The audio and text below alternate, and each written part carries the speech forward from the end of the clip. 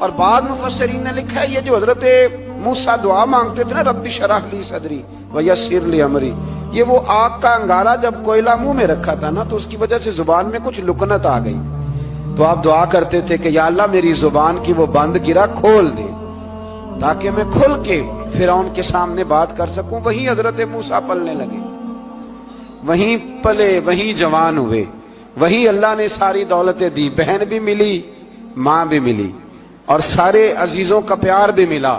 اسی گھر کے اندر اللہ نے پرورش کر کے فرعون کے ظلم سے بنی اسرائیل کو نجات عطا فرمائی کہ موسیٰ بھی فرعون کے گھر میں پلنے لگے، اور جب جوان ہو گئے تو فرعون کے ہاں جو ظلم ہوتا تھا حضرت موسیٰ اس پر بول پڑتے تھے، جلال فرماتے، تو فرعون پھر ناراض رہنے لگا، یہاں تک کہ اس نے آپ کو نکال دیا، آپ تشریف لے گئے وہاں سے۔ تو حضرت موسیٰ ایک دن شام کے وقت دوبارہ آئے بستی میں، لوگ سوئے ہوئے تھے، تو دو آدمی، ایک بنی اسرائیل میں سے اور ایک فرعون کی اپنی قوم میں سے، وہ دونوں آپس میں جھگڑ رہے تھے، لیکن وہ جو حضرت موسیٰ کی بنی اسرائیل کی قوم کا شخص تھا اس پر وہ قبطی، وہ جو فرعون کے قریبی لوگوں میں سے تھا، وہ ظلم کر رہا تھا اور بوجھ اٹھانے کی بات کر رہا تھا۔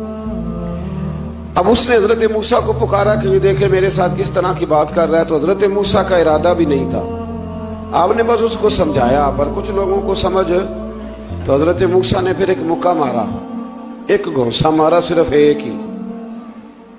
یہ کئی تگڑے اور دلیر اس طرح کے بھی ہوتے ہیں کہ گھونسا ایک بھی برداشت نہیں کرتے، وہ ایک مارا، آدمی دھڑام سے زمین پہ گرا اور ماری گیا۔ حضرت موسیٰ کا ارادہ نہیں تھا لیکن وہ مر گیا۔ حضرت موسیٰ علیہ السلام نے اس بات پر اپنے رب سے استغفار بھی فرمائی، قرآن کہتا ہے کہ انہوں نے معافی چاہی کہ اللہ میرا ارادہ نہیں تھا۔ بہرحال اگلے دن نا حضرت موسیٰ دوبارہ آئے، وہ سنا کرتے تھے نا ہم کہ بیوقوف دوست سے عقل مند دشمن بہتر ہوتا ہے، وہ کم از کم دشمنی تو عقل مندی سے کرتا ہے نا، لیکن جو بیوقوف دوست ہو بیوقوف۔ حضرت موسیٰ دوبارہ آئے تو وہ بنی اسرائیلی اگلے دن کسی اور سے جھگڑا کر رہا تھا، پھر اس نے مدد کے لیے پکارا تو حضرت موسیٰ کہنے لگے مجھے لگتا یہ ہے کہ تیری عادت ہے، تو خود بڑا جھگڑالو ہے، تو نے روز نیا جھگڑا شروع کیا ہوتا ہے۔ حضرت موسیٰ جب اس کی طرف بڑے نہ ڈانٹنے کے لیے تو اس نے شور کرنا شروع کر دیا، کہنے لگتا ہے جس طرح آپ نے اسے کل قتل کیا تھا مجھے بھی قتل ہی کریں گے۔ یہ انسانوں کا مزاج ہے کہ آپ جب تک کسی کے طبیعت کے مطابق چلیں گے وہ راضی رہتا ہے، اور ذرا آپ اس کی طبیعت سے ہٹتے ہیں تو وہ شور کرتا ہے۔ اس نے کہا جی آپ مجھے بھی لگتا ہے ماریں گے۔ حضرت موسیٰ کلیم اللہ علی نبینا علیہ السلام کے بارے میں جب اس نے شور کیا تو بات پھر فرعون کے دربار تک گئی، وہ تو پہلے ہی بہانہ تلاش کر رہا تھا، اس نے کہا ڈھونڈو پکڑو اور معاذ اللہ شہید کریں گے۔ کسی نے آ کے خبر دی کہ آپ جہاں سے ہجرت کر جائیں، اس لیے کہ آپ کے لیے یہاں حالات درست، اور بھائی یہ چھوڑ دیا کریں بات کہ فلاں آدمی کے حق میں فلاں جگہ حالات کیسے خراب ہوئے، تو نبی کریم علیہ السلام مکہ چھوڑ کے کیوں آئے، حضرت موسیٰ علیہ السلام نے ہجرت کیوں فرمائی۔ یہ ایک ایسی عجیب بحث ہے جس کو لوگ بلا وجہ چھوڑ دیتے، بلا وجہ چھیڑ دیتے ہیں۔ اور بالخصوص ایک خاتون نے ایک دفعہ مجھے پیغام دیا تو میں بڑی اس کی بات سن کے مجھے عجیب لگا، وہ کہنے لگی کہ دوسری جگہ میری شادی ہوئی ہے، مجھے طلاق ہو گئی تھی، تو مجھے ایک تانا روز سننے کو ملتا ہے تو اتنی اچھی ہوتی تو وہاں نہ رہ لیتی۔ تو بھئی یہ کوئی تانے والی بات ہے؟ کوئی ضروری ہے کہ بیوی غلط ہوتی ہے تو طلاق ہوتی ہے؟ اللہ کے محبوب علیہ السلام کی دو صاحبزادیوں کو ابو لہب کے دو بیٹوں نے طلاق بھیج دی تھی، کس کی غلطی تھی؟ تو آپ کیا کہہ سکتے ہیں یہاں کیوں طلاق؟ تو اتنی جلدی بات تھوڑی کر دیں گے، آپ تھوڑی احتیاط فرمائیں بولنے میں۔ تو حضرت موسیٰ علیہ السلام وہاں سے نکلے اور آپ مدین کی طرف چلے گئے۔ مدین وہ علاقہ تھا جہاں فرعون کی حکومت کوئی نہیں تھی۔ حضرت موسیٰ جیسے ہی وہاں پہنچے تو ان کے اندر ایک جذبہ تھا، ظلم ہوتا نہیں دیکھ سکتے۔ جب وہاں پہنچے تو انہوں نے دیکھا لوگ اپنے اپنے جانوروں کو گھاٹ پہ پانی پلا رہے ہیں، اور دو خواتین ہیں وہ بالکل پیچھے کھڑی ہیں۔ تو حضرت موسیٰ کلیم آگے بڑھ کے کہنے لگے تم کیوں نہیں پانی پلاتی؟ تو وہ کہنے لگی ہمارا بھائی کوئی نہیں، باپ ہمارا بوڑھا ہے۔ اللہ اکبر۔ مجبوری یہ ہے، ہم ہیں بھی پردہ دار گھرانے کی، मजबूरी हमारी ये है कि जब तक ये सारे लोग पानी पिला नहीं लेंगे उतनी देर तक हमारी बारी नहीं आएगी। तो हजरत मूसा कलीमुल्लाह अलैहिस्सलाम फरमाने लगे, अच्छा ये बात है तो जानवर मुझे दो। वो हो ये रहा था कि चूंकि मर्द पानी पिला रहे थे तो और जितने भी मर्द आते जाते थे वो घुसते जाते थे और औरतें बेचारी खड़ी थी। हजरत मूसा झट से आगे बढ़े, पीछे हटो। उन दो खवातीन पाकबाज औरतों के जानवरों को पानी पिलाया और फिर आप दोबारा वहीं बैठ गए। वो बीबियां जल्दी जल्दी घर गईं, जाके अपने वालिद से कहने लगी, अब्बा जी कमाल हो गया, इस बस्ती में एक ऐसा आदमी मिला है जो औरतों की तरफ देखता है तो नेकी करने के लिए आगे बढ़ता है, जो मजबूर और बेकस के लिए अच्छे जज्बात रखता है। फरमाया जल्दी लाओ।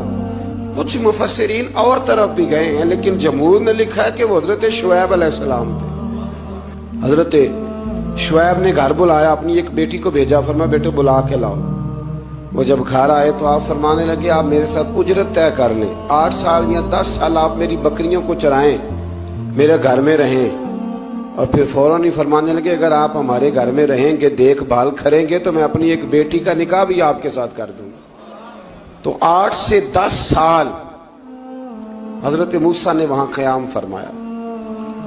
और फिर जब आपका निकाह हो गया तो आप अपनी बीवी को लेके मिस्र की जानिब जा रहे थे, तो रास्ते में ना ठंड ज्यादा हो गई, तो अपनी ज़ौजा से कहने लगे, वहां आग जल रही है, मैं तेरे लिए आग लेके आता हूं ताकि तू ताप सके, गर्मी हासिल कर सके। वहां गए तो दरख्त से आवाज आई, मूसा मैं तेरा रब हूं। दरख्त से आवाज आई, मूसा मैं तेरा रब हूं। और हजरत मूसा कलीमुल्लाह को वहां वही आनी शुरू हुई। वहां वही अल्लाह ताला ने उन्हें वो असा अता फरमाया जो फिर बाद में अज़दहा बनता था। रब करीम ने वहीं हजरत मूसा कलीम को वहीं यदे बैजा अता फरमाया। अपना हाथ गिरेबान में डाल के निकालते थे तो चांद और सूरज की तरह रोशनी दिया करता था।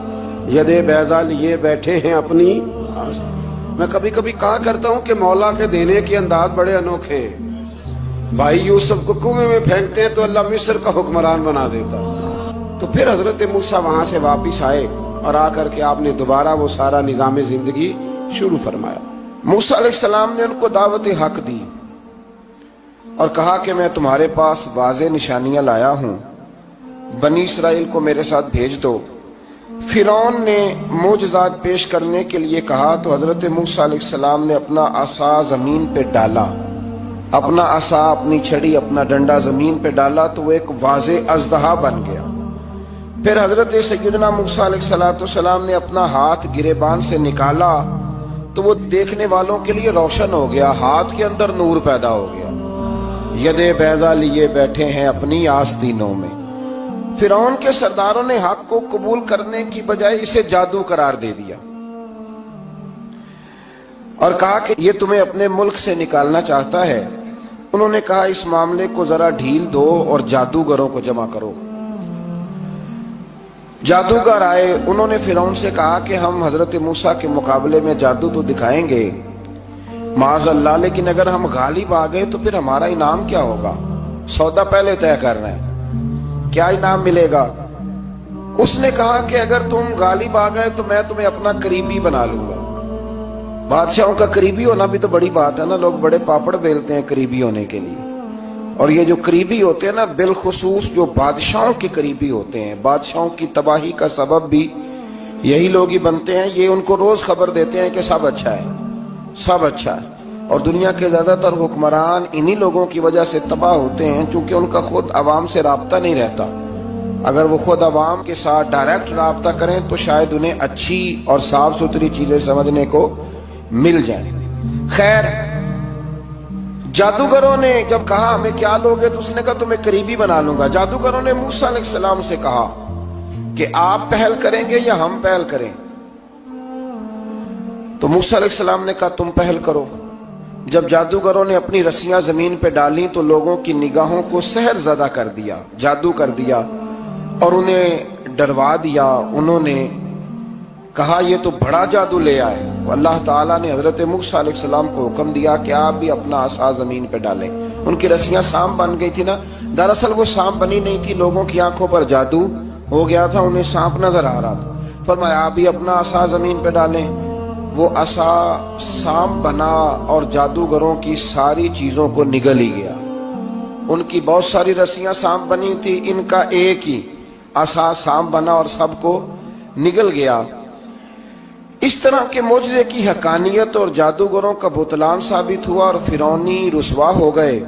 جادوگر سجدے میں گر گئے اور اللہ پر ایمان لے آئے. فرعون نے انہیں دھمکی دی کہ تم میری اجازت کے بغیر ایمان لے آئے ہو، میں تمہارے ہاتھ اور پاؤں مخالف سمت سے کاٹ دوں گا، یعنی الٹا ہاتھ کاٹ دوں گا، سیدھا پیر کاٹ دوں گا.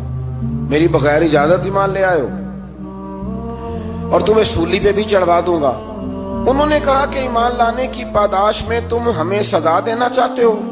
پھر انہوں نے اللہ تعالیٰ سے صبر اور استقامت کی دعا کی. اس کے بعد فرعون نے بنی اسرائیل کے بیٹوں کو قتل کرنے کی اور بیٹیوں کو زندہ چھوڑنے کا حکم دے دیا. موسیٰ علیہ السلام نے قوم کو صبر کی تلقین کی اور کہا کہ نیک انجام اہل تقوی کے لیے. یہاں ایک لطیف بات ہمارے صوفیاء نے بھی لکھی ہے. صوفیاء کہتے ہیں کہ فرعون نے کلمہ نہیں پڑھا پر جادوگر کلمہ پڑھ گئے. وہ کس طرح کلمہ پڑھ گئے؟ تو کہنے لگے دراصل انہوں نے آتے ہی حضرت موسیٰ کا ادب بڑا کیا تھا.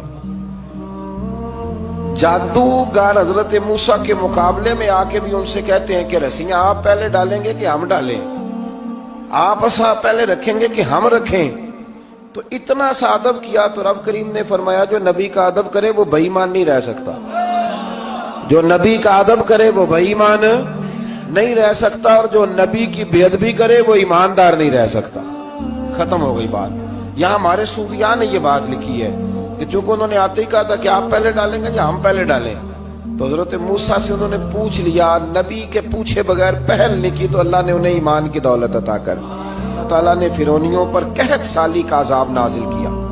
فرعونیوں کا طریقہ یہ تھا کہ اچھائی کو اپنا کمال گردانتے تھے، کہتے تھے یہ ہماری طرف سے، اور برائی کو معاذ اللہ بدشگونی کے طور پر موسیٰ علیہ السلام کی طرف منسوب کرتے تھے. کہتے تھے معاذ اللہ آپ کی وجہ سے یہ سارا کچھ ہو رہا ہے. ہوتے نا نہیں کہتے ہیں جب سے میں وہاں گیا ہوں تب سے. ہمارے بزرگ ایک لطیفہ بھی سنایا کرتے تھے کہ کسی زمیندار نے نماز پڑھنی شروع کی تھی تو اس کے جانور مرنے شروع ہو گئے. اب لوگ سمجھتے ہیں کہ معاذ اللہ شاید یہ کسی بزرگ کے سبب سے ایسا ہے، حالانکہ یہ تو اللہ کی طرف سے آزمائش ہوتی ہے، اس کی حکمتیں ہوتی ہیں. اللہ تبارک و تعالیٰ نے ان پر عذاب کیا نازل کیا. آیت نمبر 130 اور 143 کبھی آپ سورہ اعراف کی پڑھیں تو اللہ تعالیٰ نے ان پر ٹڈیوں کا، جموں کا، مینڈکوں کا اور خون کا عذاب نازل کیا. یہ کس قسم کا عذاب ہے؟ جمعے پڑ گئے، ٹڈیاں آ گئیں، یہ اللہ نے عذاب نازل کیا. جب وہ عذاب میں مبتلا ہوئے تو موسیٰ علیہ السلام سے کہا کہ آپ اللہ سے دعا کریں کہ ہم سے یہ عذاب ٹل جائے. اگر ایسا ہوا تو ہم ایمان لے آئیں گے، بنی اسرائیل کو بھی آزاد کر دیں گے. لیکن موسیٰ علیہ السلام کی دعا کے نتیجے میں جب عذاب ٹل جانے کے بعد فرعونی پھر اپنے وعدے سے پھر گئے. بنو قریظہ والوں نے بھی کئی دفعہ حضور سے وعدے کیے پر اپنے وعدوں پر قائم. ایک بات آپ سے یہاں روک کے عرض کر دوں، ہم بھی کئی دفعہ کہتے ہیں ذرا بریک کبھی گاڑی کی نہیں نہ لگتی تو ہم ارادہ کرتے ہیں کہ آج سے ہی نماز شروع کر دینی. ذرا طبیعت زیادہ لیل ہوتی ہے تو ارادہ کرتے ہیں نا کہ بھائی آج کے بعد ہم نے نیک، پھر کیا ہوتا ہے شفا ہو گئی تو چھٹی ہو گئی. یہ طریقہ درست نہیں. یہ تو کفار کا طریقہ بیان کیا نا قرآن پاک نے. یہاں فرمایا جب اللہ تبارک و تعالیٰ نے انہیں نجات دے دی تو اپنے وعدے سے مکر گئے. تو پھر اللہ تبارک و تعالیٰ نے بنی اسرائیل کو سمندر پار کر کے ایسی قوم کے پاس پہنچا دیا جو بتوں کی پرستش کرتی تھی. وہ تو بچ گئے لیکن فرعونی سارے دریا کے اندر غرق ہو گئے. حضرت موسیٰ علیہ السلام سے کہنے لگے کہ ہمارے لیے بھی یہ خدا بنا دیجئے. حضرت موسیٰ علیہ السلام نے فرمایا بت پرستی کرنے والے جاہل ہیں. یہ بت پرست قوم کے پاس جب گئے نا بنی اسرائیل والے بت پوجتے ہوئے دیکھا تو کہنے لگے ہمارے لیے بھی سامنے بنا کے رکھ دو. فرمایا یہ تو جاہل ہیں، تم انہیں دیکھ کے اثر قبول کر رہے ہو اور اپنی جاہلیت کے باعث یہ ہلاک ہونے والے بھی ہیں. پھر اللہ تعالیٰ نے بنی اسرائیل پر اپنی نعمتوں کا ذکر فرمایا اور موسیٰ علیہ السلام نے اپنی قوم میں ہارون علیہ السلام کو اپنا جانشین فرمایا اور کوہ طور پر تشریف لے گئے. اللہ نے فرمایا وہاں آ جائیں، میں آپ کو تورات عطا کرتا ہوں. 40 دن کا یہ عرصہ تھا. موسیٰ علیہ السلام نے وہاں پہ جا کے، وہ سارا واقعہ بھی انہی آیات میں ہے کہ حضرت موسیٰ نے عرض کیا تھا کہ رب ارنی، یا اللہ میں تجھے دیکھنا چاہتا ہوں، تو فرمایا لن ترانی، تو نہیں دیکھ سکتا. وہ بھی یہاں